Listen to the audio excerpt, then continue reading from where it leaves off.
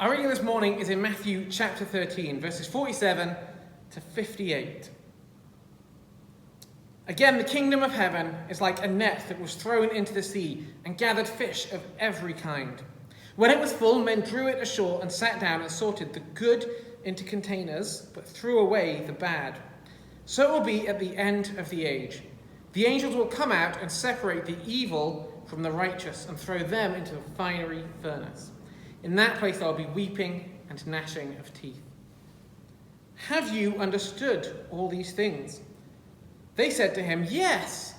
And he said to them, therefore every scribe who has been trained for the kingdom of heaven is like a master of a house who brings out his treasure, what is new and what is old. And when Jesus had finished these parables, he went away from there. And coming to his hometown, he taught them in the synagogue, so that they were astonished and said, where did this man get this wisdom and these mighty works? Is this not the carpenter's son? Is not his mother called Mary? And are not his brothers James and Joseph and Simon and Judas? And are not all his sisters with us? Where then did this man get these things? And they took offense at him. But Jesus said to them, a prophet is not without honor except in his hometown and in his own household. And he did not do many mighty works there because of their unbelief. So recently we've been thinking about the good news that divides. The good news that divides. And in Matthew 13, throughout June and July, Jesus has been giving us a whole bunch of parables about this. Word pictures that show us something of the kingdom of God. That show us primarily the kingdom is good news, really good news. But it is good news that divides, that separates people into two groups, good and bad, righteous and unrighteous. And that's the same for our parable this morning as well. We hear Jesus, again, teaching of the split, the divide that is coming. This time we hear Jesus say that the kingdom of heaven is like a net that's thrown into the sea and gathered fish of every kind. Then once they have the fish, the men who threw in the net go through all of those fish and split them into two groups. The good, tasty fish, ready to be fried and served with chips, and the bad fish you don't want to eat. So there's a coming together before the separation happens. And Jesus tells us that's what's going to happen for all of us as well. Everyone gets brought to the same place, and from there they are split out into one of two places. Think of the sorting hat in Harry Potter. At the very start of the first year of Hogwarts, all the first year students are brought together at a banquet. There they all are, and then one by one they come in and they try on the sorting hat. And the sorting hat has a look through their minds and decides which one of the houses to put them in. Hufflepuff, where the nice people go, Ravenclaw, where the smart people go, Gryffindor, where the brave people go, or Slytherin, where the evil people go. So up they come, one by one, they put on the hat, which will have a look and then yell, Hufflepuff, loudly, and that student will go off to Hufflepuff. And then the next one to Slytherin, the one after to Gryffindor, and so on. The first years had come together and were then separated out into different houses. And that's a little bit like what will happen to people. Coming together, then the split. Though into two groups and not four. Now in Hogwarts, in the Harry Potter books, there is clearly a wrong house you don't want to be in. You don't want to be a Slytherin. There wasn't a witch or wizard that went bad that wasn't from Slytherin. When it comes to the sorting, you don't want to end up in Slytherin. And the same is true of our parable.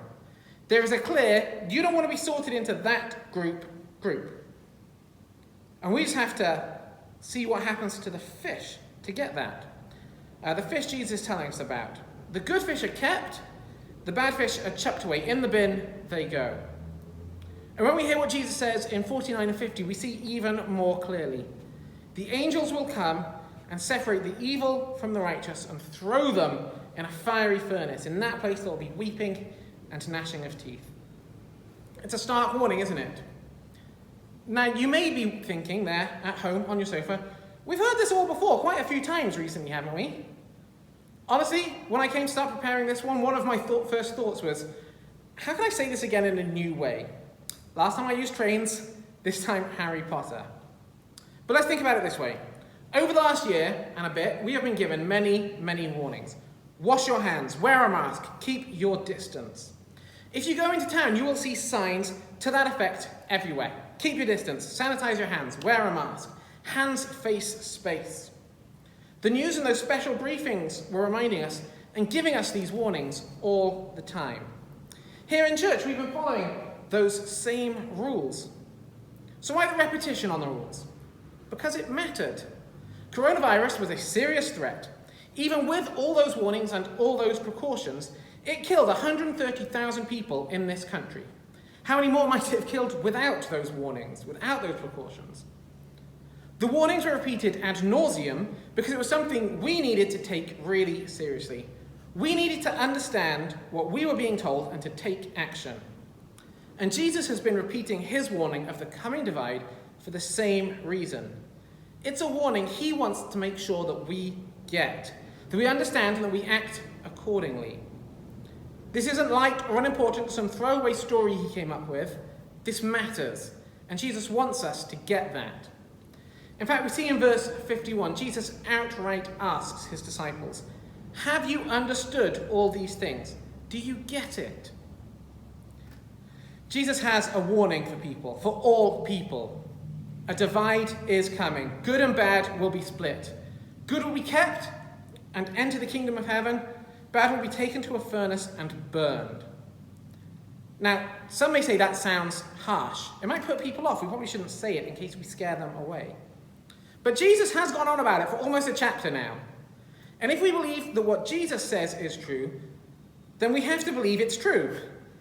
And what's worse, giving people a harsh-sounding warning or letting them find out the hard way? It matters. It really does. And if asked, we all here would want to be in the good pile. What sane person wouldn't? But what is it that might stop us? What is it that might lead us to being in the wrong group? Now, there are many things, but one thing in particular we see in the next few verses, the last few verses of chapter 13. We see it in verses 53 to 58 through the people of Nazareth. And it's the danger of perceived familiarity. Now, after Jesus is done with his parables, he's heading back home. He's been traveling around, making quite a name for himself, and now he's going back to his hometown. And when he gets there, he does what he does in any town. He goes and teaches at the synagogue, opening the scriptures and explaining it for the people. Now, at first, they are amazed. They can't believe it. This is Jesus. His dad's Joe the carpenter. He grew up around here. You know, one of Mary's boys. We had dinner with the family last week. We've known him since he was knee-high to a grasshopper. When did he go and get so smart? They were astonished. But what they don't do is listen. They don't listen to Jesus. They don't accept what he has to say. In fact, they reject him so fiercely that they take offense. You can sort of picture the turning in the crowd, from being astonished to starting to think, what's he doing talking to us like that for? He's no better than us. How dare he? I remember when he was just learning to walk, and now he thinks he can place himself above me. Familiarity breeds contempt. It's a fairly well-known saying. And I think it's almost the right one for what we see here.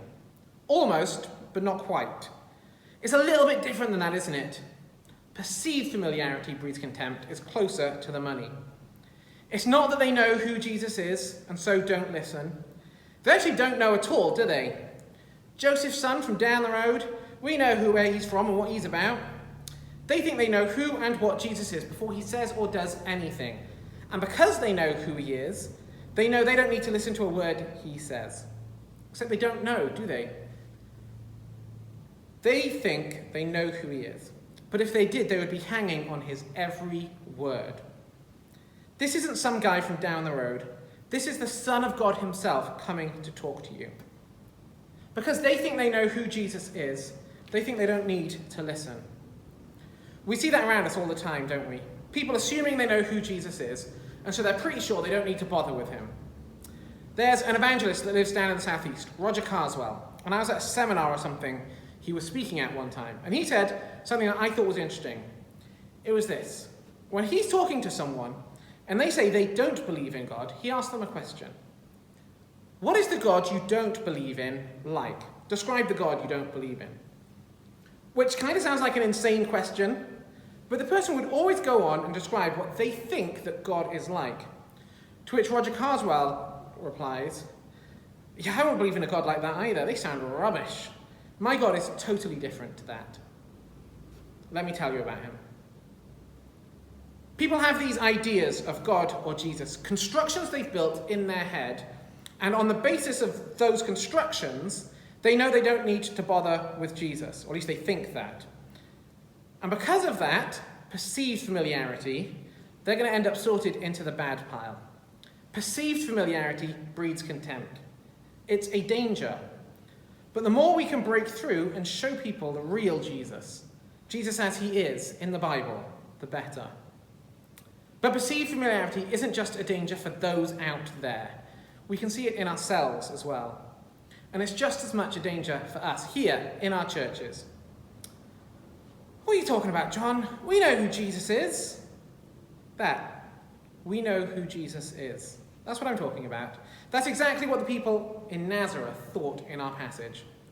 We come along each Sunday or tune in online as you are, and we know who Jesus is. We know what he says, we know what he thinks on this issue and that issue, and so we don't take the time to actually listen to him. Because we already know. So we tune out.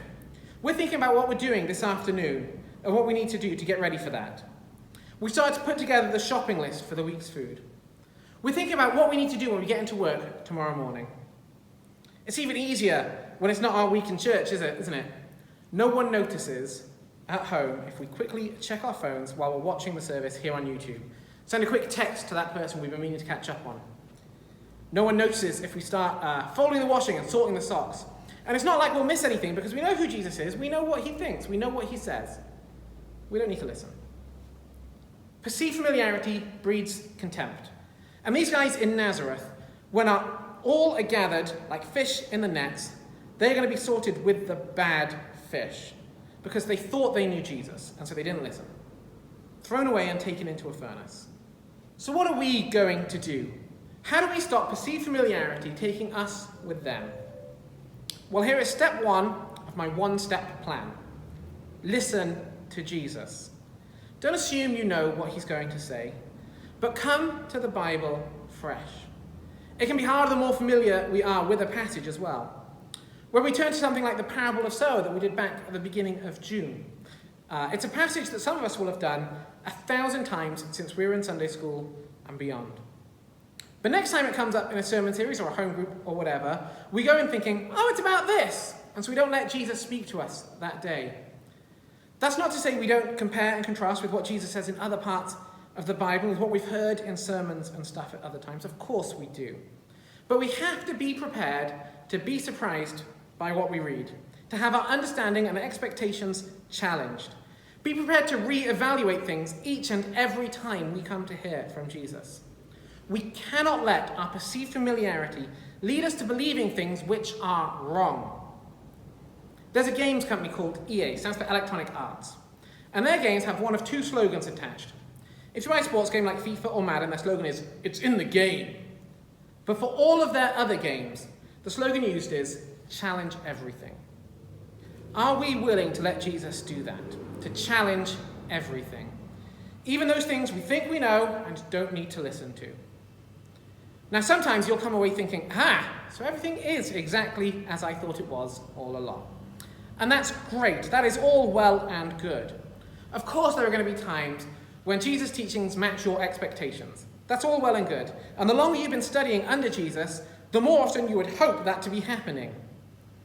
We should be getting to know Jesus better, to understand his teaching better. But let's not let that lead us to not listening, to assuming we know what he's going to say, to assuming we know what this part of the Bible is about. And if it is week in, week out, all year, every year, that we come away thinking, this is all exactly as I thought, then my suggestion we probably haven't been paying proper attention.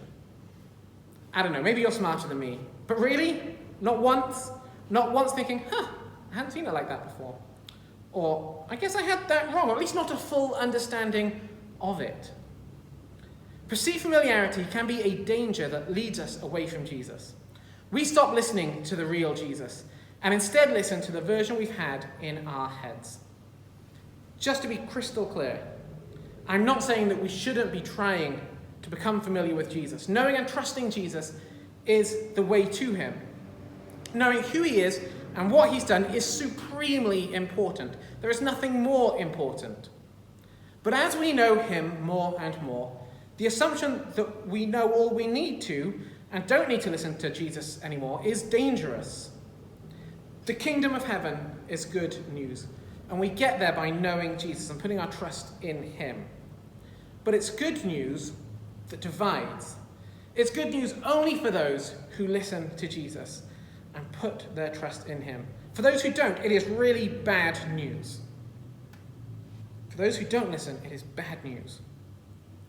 In Nazareth, they didn't listen to Jesus because they thought they already knew enough about him.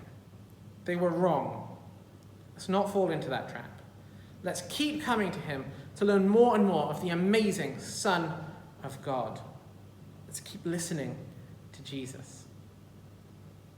Our next song is all about listening to and following Jesus. We're going to sing, "Where you go, I'll go. I will follow you."